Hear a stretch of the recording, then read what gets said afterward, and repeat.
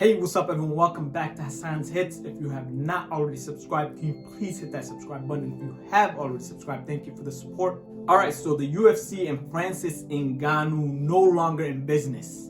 This obviously, announced by Dana White, I believe it was about a week ago. It doesn't really come as a surprise because, I had pinpointed. I did a video on Francis Ngannou. Is he underpaid? What is he looking for? All this type of stuff a little while back, and how this contract negotiations could hit a stall. So it doesn't really come as a surprise, but what is surprising to me is that that they couldn't come to terms with Francis Ngannou, because I believe that they would hit a stall, but they would somehow get past it. And I say that because I kept saying Francis Ngannou is too much of a star to let go. And Francis Ngannou means too much to the heavyweight division for you to linger over these types of issues. Now, of course, what are some of the things that, contractually they couldn't come to terms with Francis Ngannou over? And it was just basic employee rights. Like, you're talking about healthcare, you're talking about freedom of contract, where Francis Ngannou was basically saying he's going to serve out his contract. Once he serves out his contract, he's got to be able to, do whatever he wants. And so you can't have him under contract for, 5 years on a 3-fight deal, where even though he serves out his 3 fights, now you have him for another 2 years, and he can't go out and do anything. He can't box. He can't do anything outside of the contract. And for, any of you that are not like up to par with this, that's how the UFC keeps hold of their, stars. Some of the other things, that Francis Ngannou was fighting for are for the prelim fighters, the ones that don't have a say in these contract negotiations with the UFC. The ones that can't really afford their own health care. And so credit to, Francis Ngannou. Salute to Francis Ngannou for becoming the first UFC fighter, a star, that could get as much money as he wanted from the promotion, turns it down on basic ethical rights. All of the other fighters, all of the other stars that have talked so much before have all failed at this. When they see the dollar amount they're looking for, they've all signed that contract. Francis Ngannou becomes the first UFC star to turn it down and stand his ground.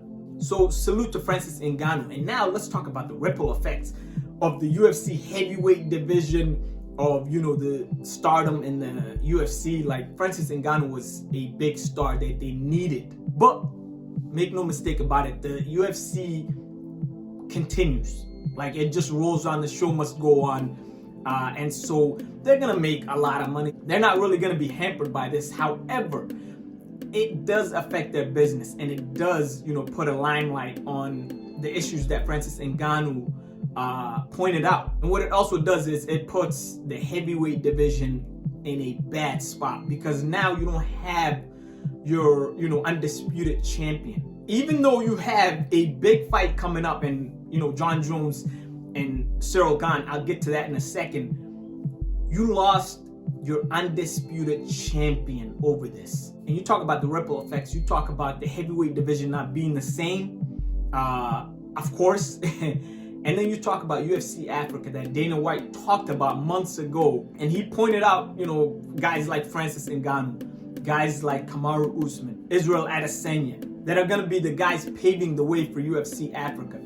He wanted to put a UFC, performance institute such as the one in Vegas, somewhere in Africa, such as Ghana or Nigeria, and basically start cultivating fighters in Africa and building a huge market base over there, right? Well, that takes a huge hit right now when you don't sign your biggest, African fighter in Francis Ngannou, and your only champion that is legitimately from, Cameroon. You have a former champion and a star in Kamaru Usman, who's from Nigeria originally, but, he grew up in the US. You have a, huge star in Israel Adesanya. And the biggest star out of the 3 that you are gonna have paved the way to UFC Africa, and now he's not under contract with you for meaningless reasons. Let me know what you guys think. Comment, like, subscribe. Peace.